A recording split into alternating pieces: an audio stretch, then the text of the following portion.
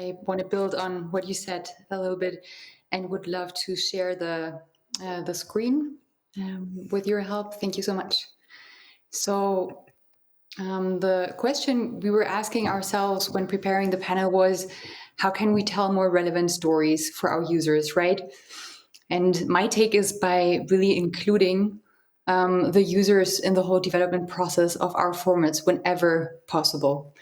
So I would love to share a few insights with you, not so much about technology as such, but about innovation methods.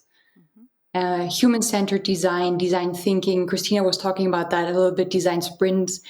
Dave Kelly, the guy who looks a little bit like a crazy professor down on the left on the slide, is regarded as one of the inventors of those methods. He has always lived and still does in Silicon Valley, and that's where most of those methods come from. Presumably, that is what makes the Valley so innovative, right? But more media companies like Der Spiegel and also Deutsche Welle, New York Times, many others apply those methods more and more, or the parts of the methods that are useful to them, right? And we do that as well at Deutsche Welle. We, the format development team and the lab, we are one team, and that's what we really use to drive innovation forward. So content innovation mainly.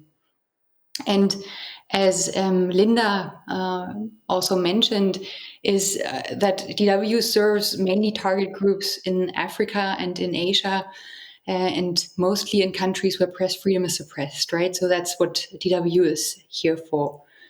And what we always do as a format development team and also the lab is we work together with departments within DW who want to develop a new format, right?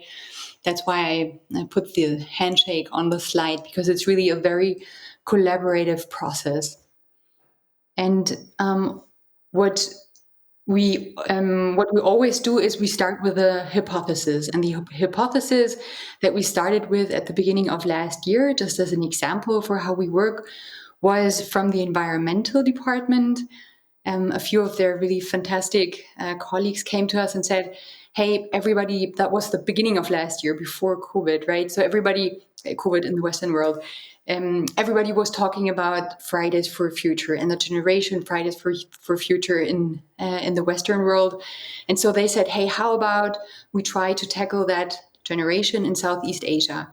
They're angry, they really want to change something. So wouldn't that be a fantastic starting point? And we said, sounds really interesting. Let's go and see what young people, the target groups of DW are very young, what young people in Indonesia, Malaysia, Thailand, what they think when we talk about those topics with them, because that's always the starting point for us. In the process of human-centered design, it's all about the user, right? And when we start a process, we do user interviews. So we did that this time as well and said, okay, let's start into the process and to find out more about the core needs around that topic in those specific countries. For the user interviews, we need to use technology, obviously, because we're really far and we can't travel right now. So we do Zoom calls, we do MS Teams calls, we sometimes use Google Forms and put a link on YouTube, and hundreds of users fill out the forms with questions around a potential format. And in this case, we found out the following. Those are quotes. Users told us in Indonesia, Malaysia, etc., oh, look, sustainability is nice. They sometimes said, I don't even understand what sustainability means. They said, there are so many topics more concerning. They said, look, I'm more worried about my family's well-being. And they often said, who is Greta? I've never heard from her.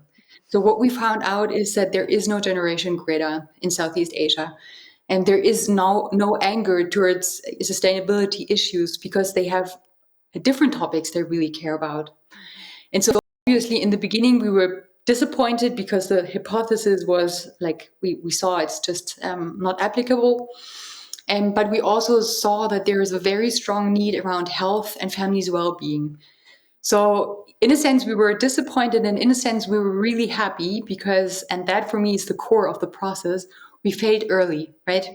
Would we have developed the format along the hypothesis, it would have failed, and it would have been a very expensive fail, right? But as we failed early, we were still able to pivot. And what we did was we pivoted into a very different direction. We did a health format, basically, and did talk about sustainability issues, but through the back door and with the help of a monster, because what we also heard is life is so hard. We want, we also want entertaining and fun stuff. So this is the format we developed.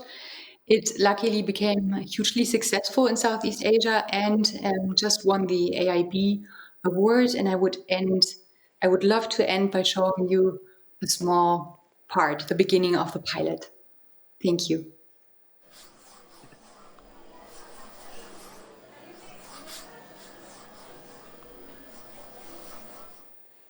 Thank you so much, Alina. Very interesting. Now, you've mentioned innovation methods and like human-centered design. And I want to know, how do you find the balance between experimenting, talking to users, understanding what they need, and then, on the other hand, actually producing something? When does the learning curve stop and you just say, this is it, and now we can publish something? Yeah, that's a very good question. Well, we try to find patterns, right? So we try to interview more or less 30 users as a minimum. It can be a little less, but when we see that there is a strong pattern, and in this case, the pattern was obvious very early on, and that's where we stop and where we say, okay, what we learned is the pattern in this case, sustainability is just not an issue people care about too much when it comes to our target group. So that's where we stopped and started producing. Thank you.